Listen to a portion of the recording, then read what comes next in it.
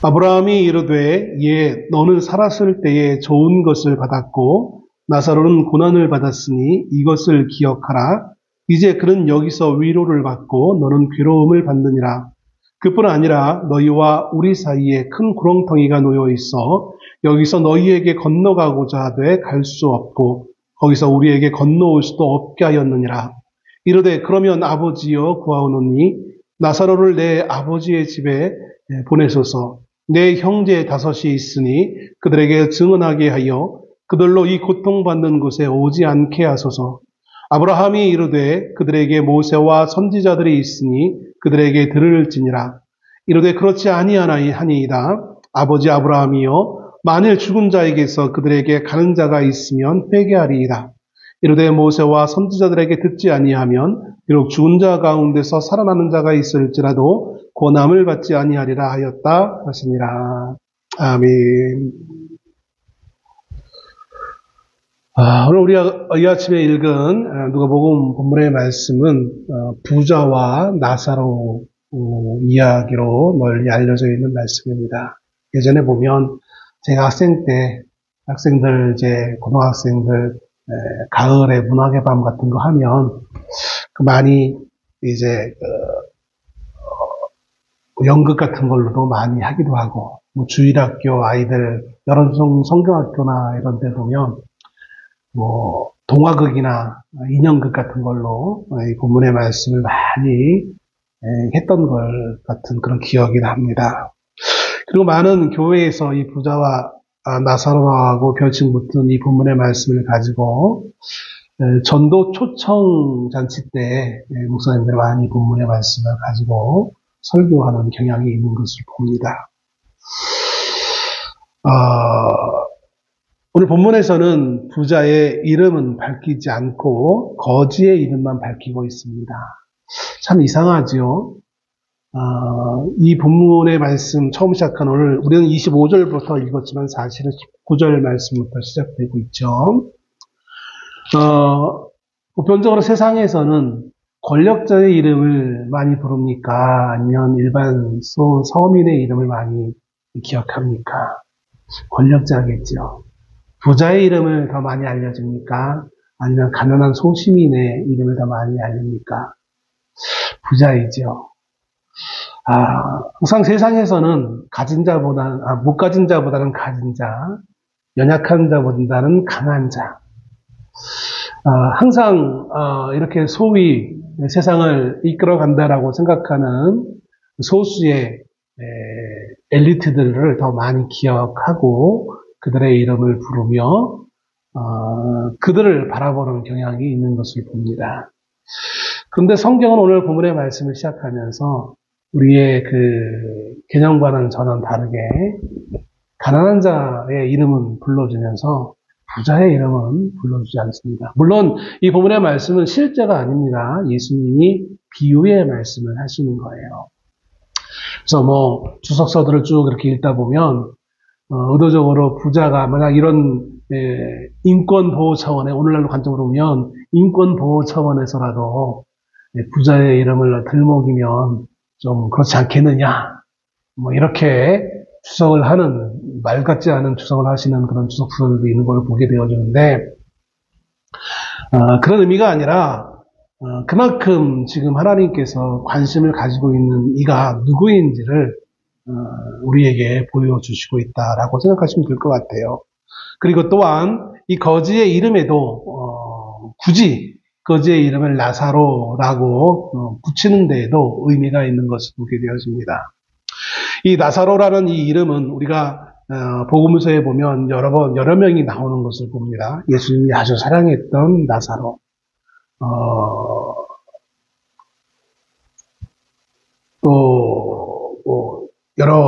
그 외에도 이제 여러 나사로라는 이름이 등장하게 되어지는데요. 이 나사로라는 이름은 원래 하나님께서 도우셨다라는 뜻을 가지고 있는 히브리어 엘르에셀이라는 말에서 유래한 것으로 학자들은 추측을 합니다. 나사로라는 이름은 원래 이제 헬라어식 이름이고요. 그러니까 유대인들, 예수님 당시에 유대인들은 아마 우리도 그렇잖아요. 우리도 우리 민영이도 어렸을 때 영어 공부할 때 선생님이 영어 공부하니까 영어식 이름을 붙이자라고 해가지고 우리 민영이도 영어 이름으로 이렇게 불렀던 기억이 나는데, 유대인들도 이 당시에는 헬라식 이름을 많이, 꼭 유대인들뿐만 아니라 아마 그 시대에는 다 그랬을 것 같아요. 이 시대에 많은 전 세계의 사람들이 영어식 이름을 별칭 하나씩 가지고 있는 것처럼 유대인들 가운데도 헬라식 이름으로 많이 불리고 있는 것을 봅니다. 그 헬라어식 이름 나사로에는 하나님께서 도우셨다라는 거예요. 결국 이 이름에도 이 나사로가 어떻게 오늘 본문의 내용에 나와 있는 것처럼 아브라함의 품에 들어갈 수 있었는지, 그 이유가 여기에 살짝 숨겨져 있는 것을 보게 되어지는 것이죠.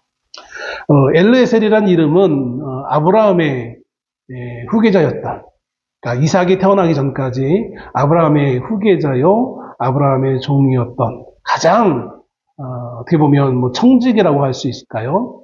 충직하게 아브라함의 일을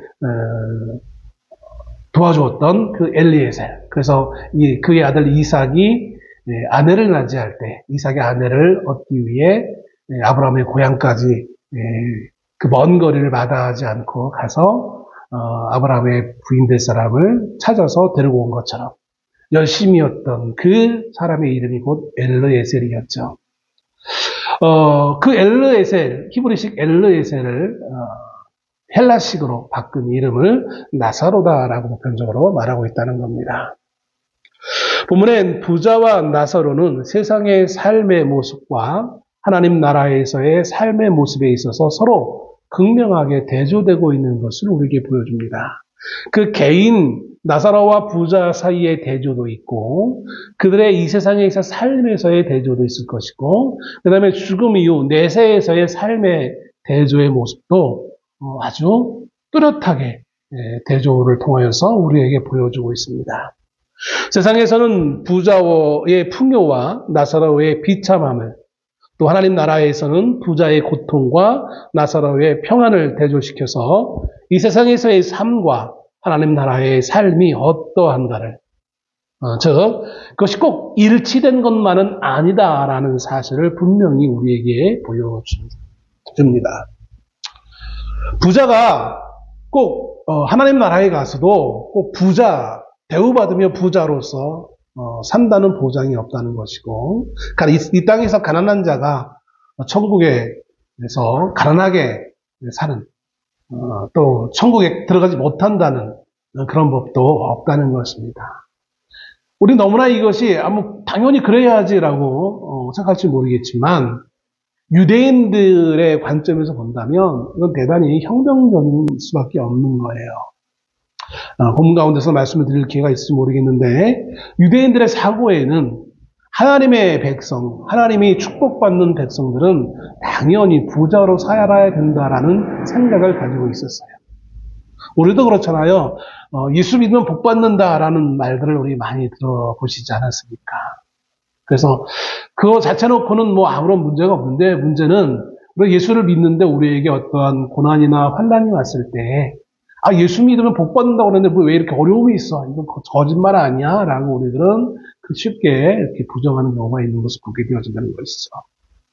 그러니까 꼭 부자가 구원받는다라고 생각하고 있었던, 뭐 모든 유대인이 그런 건 아니겠지만 대부분의 유대인들이 이렇게 생각하고 있었던 그 시점에 오늘 예수님이 하시는 이 비유의 말씀은 가히 충격적인 비유의 말씀일 수밖에 없는 것을 보게 되어집니다. 방금 말씀드렸던 것처럼 본문은 대조적인 삶을 우리에게 보여줍니다.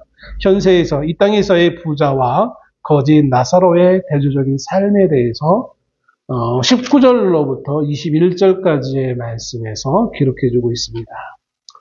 19절에 이렇게 기록합니다. 한 부자가 있어 자색 옷과 고운 베옷을 입고 날마다 호화롭게 즐기더라. 여기 자색 옷이라는 것은 상당히 의미가 있습니다. 우리네도 예전에 조선시대나 더 그 이전에 보면 일반 백성들에게 있어서는 아무래도 경제적인 어려움이 있기에 옷을 입는 데 있어서 제한적일 수밖에 없었죠. 반면에 부자들은 아주 갖은 색깔의 옷을 입을 수 있었던 것을 보게 되어집니다. 보면 나와 있는 배경도 마찬가지예요. 그리고 더군다나 자색 옷이라는 것은 아무나 입는 것이 아니었습니다. 자색이라는 것은 왕의 색깔이에요. 그냥 단순한 부자라기보다는 부자이면서도 좀 권력이 있는 사람에게나 어울릴 법한 그런 내용인 것을 보게 되었습니다. 그러니 이 부자가 얼마나 이 땅에서 삶에서 풍요로운 삶을 살았고 풍요를 더해 사치스러운 삶을 살았는지를 유추해 볼 수 있는 것입니다. 왜냐하면 날마다 호화롭게 즐기더라 라고 말씀하고 있기 때문에 그런 거예요. 호화롭게 즐긴다는 것은 단지 혼자 명품 옷을 입고 명품 가방을 들고 하는 걸로 끝나는 것이 아니라 소위 말하는 파티를 즐기는 것이겠죠. 파티를 하면 혼자 합니까? 여러 이웃들을 초청을 해야 되겠죠. 그리고 그 초청된 사람들은 다른 사람들이 아니라 자기와 소위 말하는 급이 맞는 사람들을 초청했을 거예요. 기본적으로 자기와 삶의 수준이 비슷한 사람들을 불러서 함께 고급스러운 음식을 먹으며 맛있는 음식을 먹으며 하루하루를 그렇게 살아가고 있는 인생이 이 부자의 모습이었다는 것이죠. 이러한 그의 삶의 모습을 유추해 보건대 그는 그 어떤 고민도 없었을 것이고 그 어떤 다른 생각들 자기의 삶을 즐기는 것 외에 그 어떠한 고민이나 그 어떠한 공적인 생각을 할 이유가 전혀 없는 그런 위치의 삶을 살고 있던 사람이 아니었을까라고 추측해 볼 수 있는 것입니다. 반면에 이 거지 나사로는 어땠습니까? 바로 그 부자의 집 앞 대문에서 살던 사람이었습니다.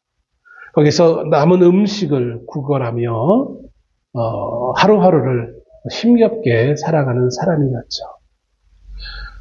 부자의 친구들이 함께 파티를 즐기기 위해 그 문을 드나들 때에 초청받아 그 고급스러운 옷을 입고 명품 장신구를 하고 이 부자의 집에 드나들고 맛있는 음식을 먹을 때에 이 거지는 거기 함께 참여하지 못하고 혹시 그들이 먹고 남은 음식 버리는 음식이나마 내가 먹을 수 있으면 참 좋겠다라는 생각을 하루하루 가지며 그렇게 시간을 보내고 있었을 것입니다. 뿐만 아니라 더 나아가서 더 참혹한 것은 그의 몸에 오늘 말씀에 보면 이 20절 중간쯤에 보면 헌대투성이로라는 거예요. 이 헌대라는 것은 악성 종기를 의미합니다. 물론 이제 그 어디니까 목욕 같은 거 잘 못하고 더운 나라에서 비위생적으로 있다 보니까 당연히 그런 수밖에 없는 상황이겠죠. 종기가 나서 아마 가렵기도 하고 몸을 긁기도 우리가 지난주에 욥기서 말씀을 봤었는데 욥이 그랬던 것처럼 그의 몸에 그 종기로 인하여서 아마 상당히 몸도 가렵기도 하고 또 진물도 나고 고통스러웠을 것입니다. 여담이지만 제가 예전에 책을 보다 보니까 조선시대 많은 왕들 가운데 상당한 왕들이 죽은 이유를 가만히 유추해 보면 이 종기 때문에 죽은 왕들이 참 많았던 것을 보게 되어져요. 심지어 어떤 왕은 기생충이죠. 기생충 때문에 죽은 왕도 있고 또 많은 수의 왕들은 이 종기로 인하여서 죽었던 걸로 이렇게 나중에 기록에 의하면 나타나는 것을 보게 되어집니다. 아무튼 이 나사로는 하루하루의 삶이 너무나 힘겹고 견딜 수 없는 그런 삶의 연속이었을 것입니다. 그런데 이어지는 22절 말씀에 이렇게 기록하고 있죠. 이에 그 거지가 죽어 천사들에게 받들려 아브라함의 품에 들어가고 부자도 죽어 장사되매. 네, 오늘 우리가 말씀에 22절은 읽었지는 않았지만 22절의 이 말씀 나사로가 죽고 부자도 죽었다라는 이 말씀엔 큰 의미가 담겨져 있어요. 저 서두에 전도 초청잔치에 많이 목사님들이 이 말씀을 본문으로 해서 설교하신다라고 했던 이유가 바로 여기에 있는 거예요. 우리의 인생은 부자로 살건 또 가난한 자로 살건 문제가 있는 삶을 살건 문제가 없는 삶을 살건 우리 인생은 다 공평하게 누구나 시작이 있으면 끝이 있다는 사실인 것입니다. 즉, 이 땅에서의 삶은 영원하지 않다는 것입니다. 우리가 고사에 잘 알다시피 중국을 통일했던 진시황이 그 강한 권력을 가지고 그 권력을 계속 누리고 싶어가지고 영원히 살고 싶어 불로초를 구하기 위해 자신들의 신하들을 동쪽으로 보냈다는 그런 기록이 있다라고 그런 말을 듣기도 하지 않습니까? 권력자도 가난한 자도 누구나 다 이 땅에서 삶을 영원히 살기를 원하게 될 것입니다. 뭐 어떤 이는 너무나 가난하여서 빨리 목숨이 다하기를 원하는 사람도 있겠지만 그거는 극히 제한적인 상황 가운데서 그런 마음이 들 것일 것이고 대부분의 사람들은 이 땅에서 삶을 영원히 지속하기를 기대할 것입니다. 부자처럼 향락에 취하여 살아도 끝이 있고 나사로처럼 고통스러운 삶을 살아도 끝이 있다는 것입니다. 이 말씀이 우리에게 큰 도전이 되어주기를 소원합니다. 사람들은 하나를 가지면 둘을 갖기를 원하고 99개를 가진 사람은 100개를 가지려고 합니다. 그리고 그 100개를 가지기 위해 없는 자의 한 개를 빼앗는 것을 너무나 지극히 당연한 것으로 여깁니다.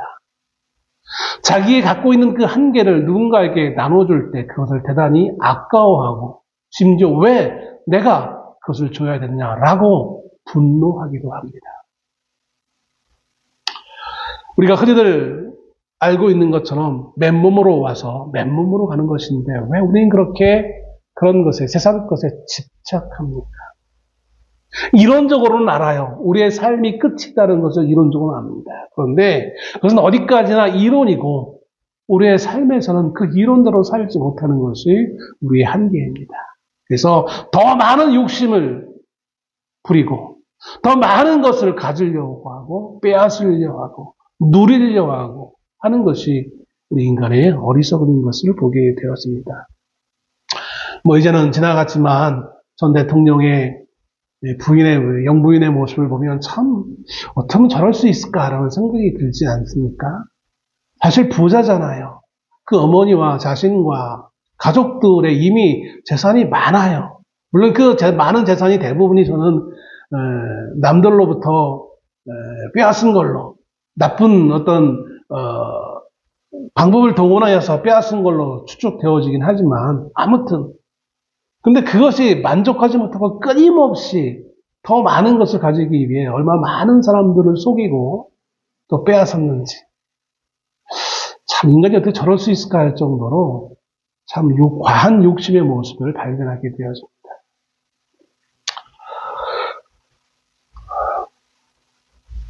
또 어떤 사람들은 반대로 너무나 극단적인 가난과 힘겨움으로 인하여서 절망하고 세상에 내가 이 땅에서 제일 불행한 사람이야 라고 스스로 고통스러워하며 절망하며 하루하루 인생을 단지 자기 자신을 절망하는 걸로 끝나는 것이 아니라 세상을 저주하고 사람들을 저주하고 며칠 전에 어떤 분이 아내와 이혼을 했나요?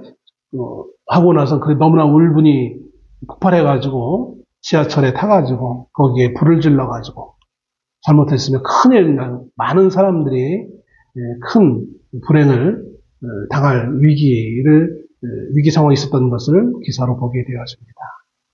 다행히 시민들이 잘 초동대처를 잘했기 때문에 큰 탈 없이 잘 마무리됐긴 했지만 그래요. 그 사람이 나빠서라기보다는 그 사람의 삶의 환경이 너무나 극단적이었기에 저주하고 원망하며 극단적인 행동을 하게 되어지는 것을 보게 되었습니다. 왜 그런 극단적인 행동을 하게 되고 왜 극단적인 그렇게 풍요로움을 누리기에 또 사람들은 연연하는가? 또 아주 단순한 삶이 너무나 풍요로운 삶을 살다 보니까 그것이 너무나 단조롭게 여겨지는 거예요. 좀 더 자극적인 것이 없나? 그래서 사람들은 더 자극적인 것을 찾아 헤매고 극단적인 스포츠, 극단적인 어떤 몸에 자극을 주는 어떤 또 생각에 자극을 줄 수 있는, 마음에 자극을 줄 수 있는 어떤 그런 행동들을 하는 것을 봅니다. 그걸 보면서 뭐 엔돌핀이 돌고 살아있다는 어떤 자극이 된다라고 사람들은 착각하며 그렇게 인생을 살아가는 것을 보게 되었죠. 그 모든 사람들에게 성경은 말하고 있는 것입니다. 이 땅에서 삶은 끝이 있다는 것입니다. 마지막이 있다는 것입니다. 그러므로 그 부를 자랑하지 말 것이며 반대로 너무 극단적인 그 아픔, 고통스러운 삶에 절망하지 말 것을 말해주고 있는 것입니다. 시작이 있으니 끝이 있으면 지극히 당연한 것일 것입니다. 이 같은 사실을 알지 못하고 세상이 영원한 것처럼 생각하고 살거나 이 세상의 삶은 끝난다고만 생각하며 살아간다면 우리는 지극히 어리석은 삶을 살아가고 있음을 오늘 이 말씀을 통해서 우리에게 교훈하고 있는 것입니다. 만일 부자가 이런 사실을 정말 진정으로 알고 있었다면 항상 이렇게 사치스러운 향락에 도취되어 가는 그런 삶을 살 수 없었을 것이고 또 가난한 사람이 이 가난한 나사로가 이런 사실을 잘 알고 있었다면 언제까지나 절망 가운데 살 수 없었을 것입니다. 이처럼 세상에서의 삶이 영원하지 않다는 것을 안다면 부와 가난에 치우치지 않고 오히려 이것들을 초월한 새로운 세계관, 새로운 가치관을 가지며 살 수 있을 것입니다. 오늘 본문에 보면 이제 22절부터 보면 이 세상에서 삶과 다른 또 다른 내세의 삶에 대해서 말합니다. 사람들은 어리석게도 내가 경험하지 못했으니까 내세의 삶이 없다라고 생각해요. 우리가 흔히들 예전에 전도를 다니면 제가 10대 때만 해도 전도 나가면 그런 많은 사람들에게 예로서 이런 얘기를 많이 했어요. 산소가 보입니까? 안 보이잖아요. 근데 있잖아요. 사람들은 그런 말을 하면 지금 사람들은 똑똑해요. 옛날 사람들은 그런가 보다 넘어갔을 텐데 요즘 사람들은 똑똑해가지고 바로 반론을 내릴 거예요. 그건 과학적 사실이니까 그렇죠. 맞아요. 과학적으로 사실일 수 있어요.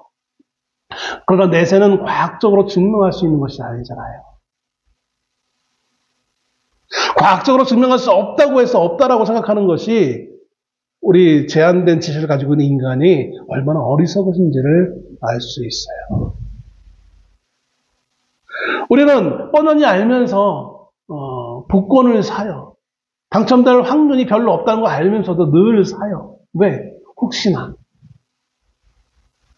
아니 물질도 혹시나 하는 마음으로 매주 복권을 사면서 영원한 내세의 삶이 있다는 거에 대해서 모르지만 그래도 좀 투자하면 좀 안 되나요?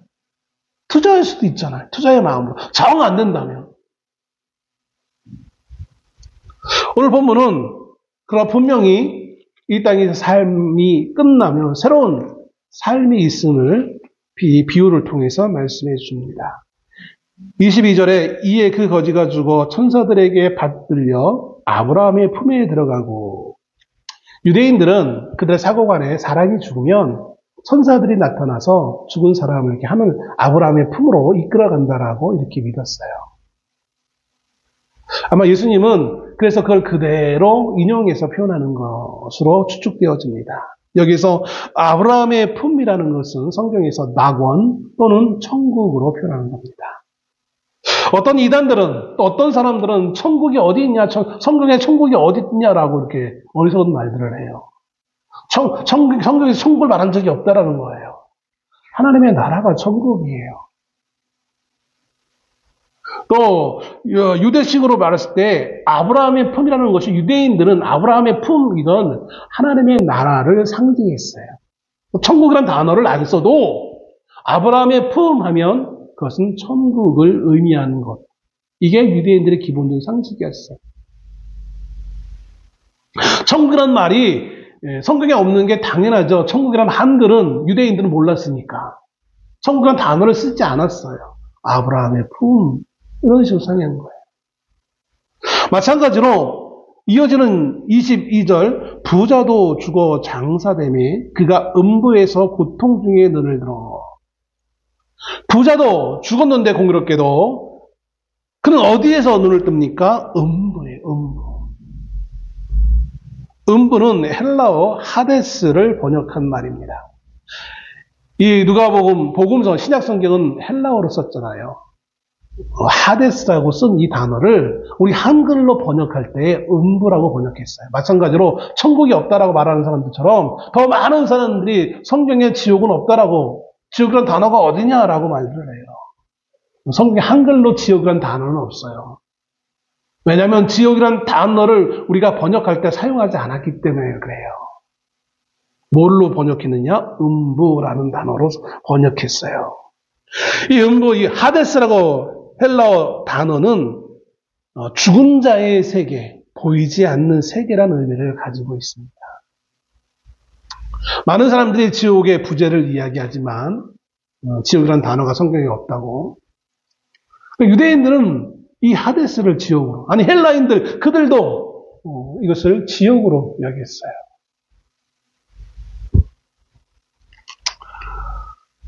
부자는 어디에서 눈을 떴다고요? 음부에서 눈을 떴어요.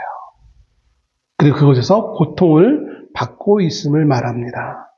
죽은 후 부자는 지옥에서 고통을 받고 있고 나사로는 천국에서 위로를 받았습니다. 특히 25절의 말씀에 보면 고통 중에 있던 나사로가 도움을 구할 때 부자의 생전에 그가 풍요로운 삶을 살았음을 지적해 주는 것을 봅니다. 반면에 나사로는 생전에 고통을 받았고 이제 그는 생전의 고통과는 다르게 이 사후세계에서 위로를 받으며 살고 있다라고 말하고 있는 거예요. 이는 영원한 삶이 이 땅에서의 부유함과 전혀 상관이 없다는 사실을 말해주고 있습니다. 즉 영원한 삶에서 가장 중요한 것은 뭐냐면 하나님과의 관계인 것입니다. 그 하나님의 관계 어디에서? 이 땅에서의 삶을 살면서 하나님과 어떤 관계를 가졌느냐가 천국과 지옥의 삶의 분수령이 된다는 사실인 것입니다. 얼마나 많은 재물을 소유했느냐가 천국 가는 길이 아니라 또 얼마나 착한 일을 많이 했느냐가 중요한 것이 아니라는 거예요. 오늘 본문의 말씀을 왜 예수님이 비유로 말씀하셨냐면 그 앞전에 하나님과 재물을 겸하여 섬길 수 없다라고 말씀을 하셨어요. 그러자 바리새인들이 그것을 비웃었어요. 왜냐하면 바리새인들은 재물을 좋아하는 자였다라고 기록하고 있어요. 그들이 그 물질을 좋아한 것도 좋아한 것이지만 왜 바리새인들이 물질을 좋아했냐면 많은 돈을 가지고 뭐 부자니까 좋아했다 그런 것도 있지만 그 사상적 근거에는 뭐가 있느냐면 사실은 하나님의 백성은 하나님께서 축복하셔서 부자가 된다. 앞에서 말씀드린 것처럼 그런 사상적 생각을 가지고 있었어요. 그래서 유대인들의 두 가지 공통적인 어느 나라 가든 두 가지 사상이 있는데 두 가지 행동의 철칙이 있는데 꼭 부자가 돼야 돼요. 그리고 내 이웃에 같은 유대인이 있으면 그도 부자가 되게끔 만들어줘야 돼요. 아낌없이 그를 도와줘야 돼요. 10번 실패하면 11번째도 도와줘야 돼요. 왜? 그게 하나님의 백성의 사명과 의무로 생각하기 때문에 그래요. 하나님의 백성이니까 우리는 당연히 부자가 돼야 돼. 너 혈통적으로 유대인이잖아. 그럼 넌 축복받은 백성이니까 나와 같이 부자가 돼야 돼. 그러지 않으면 저주받은 자야. 그런 생각을 가지고 있어요. 그런 이들에게 오늘 예수님이 전혀 새로운 혁명적인 말씀을 하고 있는 거예요.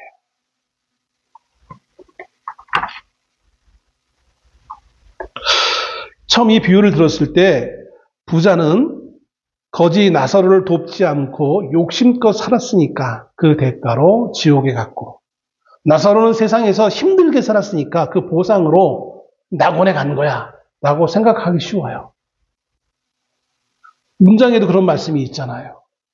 내가 살아 아까 방금 말씀드렸던 것처럼 너는 살았을 때 25절에 오늘 본문 25절에 이렇게 나와 있잖아요. 너는 살았을 때 좋은 것을 받았고 나사로는 고난을 받았으니 이제 이것을 기억하라. 마치 보상 차원으로 이 땅에서 힘들었으니까 넌 보상받아야지. 너는 반대로 넌 이 땅에서 이 땅에서 호화롭게 살았으니까 천국에 가지 못하고 지옥에 가는 거야. 그럼 부자는 천국에 한 명도 못 가게 해요. 그렇지 않아요. 부자가 천국에 가기 힘들다고 했지 못 간다고 하지 않았어요. 재물이 관계되는 게 아니에요.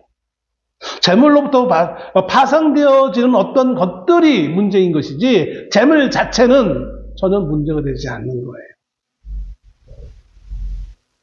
또 방금 좀 전에 말씀드렸던 것처럼 착한 일을 많이 한 사람이나 가난한 사람은 천국에 가고 그렇지 않은 사람은 지옥에 간다고 그것을 가르쳐주기 위해 이 비유에 말씀하신 것도 아니에요. 혹가다 사람들은 말을 합니다. 당신 착한 일 많이 했어? 당신 봉사 많이 해야 돼. 그래야 천국 가. 그럴듯해 보여요. 봉사를 많이 해야 최소한 내가 교회를 위해서 최소 많은 일을 해야 천국 가. 이렇게 착각하는 분들이 종종 있어요. 물론 우리가 하나님을 섬기고 교회를 섬겨야만 해요. 그렇게 해야 돼요. 그런데 그렇게 해서 천국 가는 것과 천국의 백성이기 때문에 하나님의 자녀이기 때문에 그렇게 하는 건 전혀 앞 순서가 다른 거예요.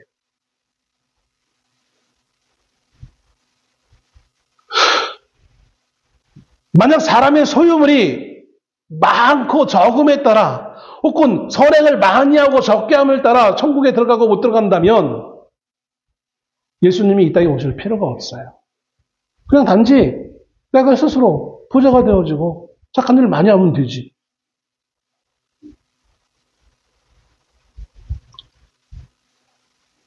우리가 성도로서 하나님이 기뻐하실 만한 일들을 하는 것은 마땅하지만 앞에서 방금 말씀드린 것처럼 또 이웃을 돕는 것도 선한 일이고 마땅한 것이겠지만 천국과 지옥은 우리의 이러한 행위들로 결정되는 것이 결코 아니다. 선행은 구원 얻은 성도들이 마땅히 해야 할 열매이고 상급에 관한 것이지 구원에 관계된 것은 아닙니다. 우리가 이것을 착각해서는 안 됩니다. 다시 본문으로 가서 이제 부자가 그 고통 가운데 낙원에 있는 나사로를 목격합니다. 아브라함의 품, 아까 말씀드렸듯이 아브라함의 품이라는 것은 낙원을 상징한다고 그랬어요. 천국에서 편안히 있는 나사로를 보고 아브라함에게 부탁을 합니다. 좀 내가 너무나 이 지옥의 고통 가운데 힘드니 나사로로 하여금 명하여서 나사로의 손에 물 좀 찍어서 나의 혀에 좀 그 조그만 물방울 조금이라도 나에 좀 적셔줘서 이 고통을 좀 조금이라도 고통을 사그라들게 좀 해주십시오. 라고 말을 합니다. 부자는 늘 가난한 자를 이렇게 도구로 취급하려고 하는 경향이 있어요. 높은 사람은 낮은 자를 도구로 사용하는 걸 즐기 너무나 당연한 걸로 여기는 세상적 사고방식이 있어요. 정말 조심해야 될 줄로 압니다. 천국은 겸손히 자신을 낮추는 자의 것이라고 말해주고 있습니다. 아브라함이 말을 합니다. 이것과 그곳은 간격이 있어서 갈 수 없다라는 거예요. 한번 천국과 지옥으로 갈라지면 도중에 거기를 왕래할 수 없는 거예요. 그 위치가 바뀔 수 없는 거예요. 그래서 우리가 흔히 말하는 캐톨릭에서 말하고 있는 연옥 사상이 잘못됐다라고 말하는 거예요. 한번 결정되면 끝난 것이지 죽은 이후에 후손들이 잘해서 택도 없는 말씀이에요. 처음 들어가볼 때부터 내가 한 공로와는 상관없이 천국에 들어가는데 나중에 후손들이 공로를 쌓으면 천국에 간다고요? 천만의 말씀이에요. 왕래할 수 없다라고 말을 합니다. 그러자 그것은 포기하고 나사로가 부탁을 합니다. 저 나사로가 분명히 죽은 나사로인데 저 나사로를 다시 이 세상에 보내서 내 형제들에게 죽지 않은 내 형제들이 있는데 내 형제들에게 저 나사로를 보내서 이 상황을 증거하게 하면 내 형제들만큼은 이 고통스러운 지옥에 오지 않으면 좋겠다. 비록 부자였지만 형제가 좋았던 것 같아요. 그죠? 자기는 어쩔 수 없이 고통스럽지만 내 형제들만큼 대단히 형제에 대해서는 형제의 사랑과 또 형제를 위하는 마음이 그런 것은 있었던 것 같아요. 그런데 이것 또한 이 아브라함은 말을 합니다. 이 아브라함은 실제는 아브라함보다는 이제 하나님을 의인화한 걸로 보통 해석해 볼 수 있을 것 같아요. 보내달라는 그 말에 대해서 이렇게 말합니다. 이 31절에 이르되 모세와 선지자들에게 듣지 아니하면 29절부터 말씀 보네요. 아브라함이 이르되 그들에게 모세와 선지자들이 있으니 그들에게 들을지니라. 나사로가 가서 증거하는 것 그거 필요 없다는 거. 그래도 아무리 나사로 살아가도 넌 믿을 것 같, 너 형제도 믿을 것 같지 그렇지 않다는 거. 인생은 그렇다는 거예요. 기적과 뭔가 체험을 했다고 해서 우리가 믿음이 생기느냐? 생긴 것 같이 보여 그 순간은. 근데 조금만 지나면 언제 그랬느냐예요. 언제 그랬냐예요. 여러분 우리가 성령에 충만했다가도 조그만 세상의 삶을 살다 보면 금세 그 성령 충만함이 사라지는 것을 경험합니다. 그래서 늘 쉬지 말고 기도해야 되는 거예요. 그래서 감사해야 되는 거예요. 그리고 매 순간순간 매 기회가 있을 때마다 교회에 나와서 하나님을 예배해야 되는 거예요. 마치 우리가 핸드폰을 사용하다 보면 시간이 지나면 배터리가 방전돼서 0이 되는 것처럼 아무리 100%를 충전해놔도 시간이 지나면 방전되잖아요. 어떻게 사용하느냐에 따라 방전의 속도가 다 다릅니다. 그것처럼 우리의 인생도 세상에서 어떤 삶을 사느냐에 따라서 성령의 충만함이 조금씩 사라져가요. 그런데 하물며 성령의 충만함도 없이 교회 문을 나서서 한 주간을 산다면 어떻게 되겠습니까? 그러니까 성령의 충만함이 없으니까 우리는 계속해서 삶의 문제들이 더 커져 보이고 거기에 그 큰 세상의 문제에 위압당하게 되어지고 절망하게 되어지고 포기하게 되어지고 에이 모르겠어 난 그냥 성령은 모르겠고 믿음은 모르겠고 내 가지고 있는 물질 가지고 내 건강 가지고 내 시간 가지고 나만을 위해서 육신을 위해서 삶을 살아야지라고 결단 아닌 결단을 하며 인생을 그렇게 살아가는 거예요. 그게 부자의 모습이었던 거예요. 하나님의 백성이 되어야 될 그 부자가 가지고 있는 자기의 부유함 때문에 하나님을 기억하기보다는 하나님의 말씀을 기억하기보다는 여기 모세와 선지자라는 것은 구약 성경을 말합니다. 네? 율법과 선지서들 구약 성경을 말하는 거예요. 오늘날 우리를 관점에 본다면 신구약 성경이겠죠. 누군가 죽었던 사람이 다시 살아나면 나는 믿을래라고 하는 사람들이 간혹가다 있어요. 그렇게 외치는 사람이 믿을까요? 믿지 않아요. 믿지 않는다는 거예요. 이미 우리에게는 하나님의 말씀이 주어졌기에 그 말씀을 읽고 듣고 그 안에 믿음을 키우라는 말씀인 거예요. 그래서 하나님과 소통하라는 얘기인 거예요. 이 대화를 종합해 보면요. 부자가 생전에 모세와 선지자의 권함을 들었다는 것입니까? 안 들었다는 말일까요? 안 들었다는 말인 거예요. 그래서 부자는 자기가 생전에 그랬던 것처럼 하지 말고 자기 형제들은 하나님의 말씀을 거부하지 말고 받아들였으면 좋겠다는 소원을 가져요. 이 말은 역으로 본다면 또 나사로는 그러면 들었느냐? 들었다는 거예요. 하나님의 말씀을 들었다는 거예요. 역으로 생각합니다. 그가 성경책은 갖고 있지 못할지 모르겠지만 그는 분명히 하나님의 말씀을 들었던 자라는 거예요. 갈아입을 옷은 없고 먹을 음식은 없었지만 그의 심령에 그의 마음에는 하나님으로 충만했던 사람이었음을 역으로 우리가 추측해 볼 수 있다는 거예요. 여러분 우리는 무엇을 가지고 있습니까? 인생은 똑같이 이 땅에서 삶을 살아갑니다. 물론 어떤 이는 조금 빨리 가고 조금 늦게 가는 차이는 조금 있겠죠. 그러나 분명한 것은 마지막이 다 있습니다. 어떤 이는 많은 것을 소유하고 어떤 이는 적은 것을 소유합니다. 많은 것을 소유한 사람들 그 많은 것들로 인하여서 분주함으로 살아갑니다. 그렇죠?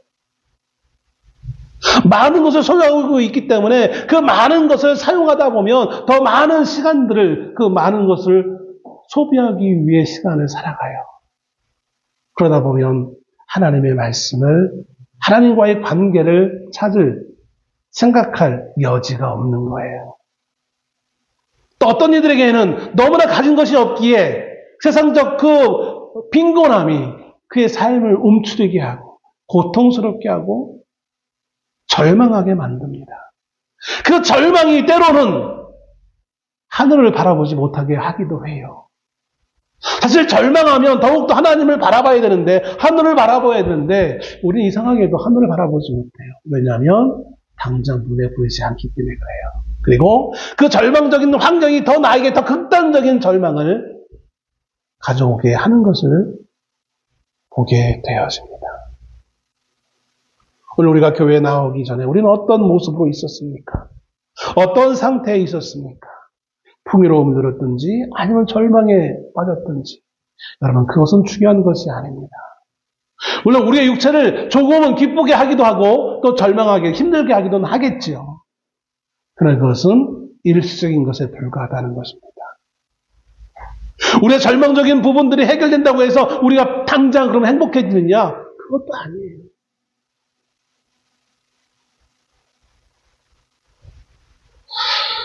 분명한 것은 하나님은 오늘 이 비유의 내용에 가만히 보면 부자가 날마다 사철 없는 향락을 한 것과 그 부자 집 앞에 거짓 나서라고 앉아 있는 것, 이거 누가 알고 있는 거예요? 하나님은 다 알고 계시다는 거예요. 그 하나님이 그 거짓을 위로하고 계신다는 거예요. 오늘 정말 이럴 수 없는, 견디지 못한 그 힘겨운 과정을 겪고 있는 그 인생들을 이 땅을 지으신 만왕의 왕이신 하나님께서 낱낱이 다 보고 듣고 계시다는 사실인 거예요. 중요한 것은 비록 지금 내 육체가 세상적 환경으로 인해서 이리저리 요지부동할 수는 있지만, 그러나 그 모든 것들을 초월하여서 이제 누구나 우리 앞으로 미래에 놓여질 그 다가올 그 세상, 그 하나님 나라를 우리가 기억하며 그분과의 관계에 맺기에 최선을 다하기를 예수님은 이 비유의 말씀을 통해서 말하고 있는 거예요. 지금의 모습이 다가 아니라 지금 이 땅에서 삶의 중요한 것은 무엇이냐면 얼마나 우리가 하나님 앞에 나와 있느냐는 거예요. 우리가 하나님 나라 앞에 가기 위해, 하나님과의 관계를 맺기 위해 필요한 우리의 모든 죄를 자복하고 회개하고 주의 말씀을 듣는 것은 어디에서 이루어지는 겁니까? 죽은 다음 하나님 나라에서 이루어지는 것이 아니라 지금 우리가 살고 있는 이 땅에서 이루어지는 거예요. 이 땅에서 더 많은 것을 갖기 위해 아둥바둥 싸우는 그 시간에 그렇게 싸우지 말고 더 많은 것을 얻기 위해, 더 많은 삭취와 쾌락을 누리기 위해 그렇게 살지 말고 앞으로 다가올 하나님 나라의 삶을 위해 우리의 것을 좀 투자하라는 거예요.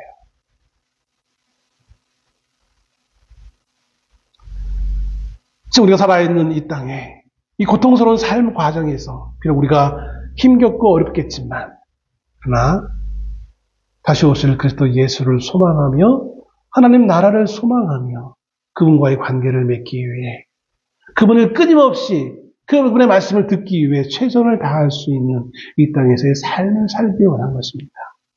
그분의 말씀을 듣기 위해 살다 보니까 착한 일을 하게 되어지는 것이고, 그 길이 아니면 안 가게 되어지는 거예요. 그분의 말씀을 듣지 않으니까 가면 안 될 길을 가게 되어지고, 해서는 안 될 짓을 하게 되어지는 것이고, 미워하면 안 될 미움을 가지게 되어지는 것이죠. 포기하면 안 되는데 포기하게 되어진다는 것이죠. 오늘 우리의 이 땅에서 삶은, 오늘 나사로가 아브라함에게 얘기했던 것처럼 내 형제들이 이 고통받는 곳에 오지 않게, 라는 이 소원처럼 오늘 이 땅에서 우리의 삶은 이 고통받는 곳에 가지 않기 위한 삶을 준비하는 기간입니다. 오늘 한순간에 잘되고 못됨에 우리가 연연하지 마시고, 고통스럽습니까? 그러나 이 고통이 우리가 하나님 나라에서의 위로의 시간으로 바뀔 것을 소망하며 나아갈 수 있는 우리가 될 수 있기를 주의 이름으로 축원합니다. 기도하겠습니다.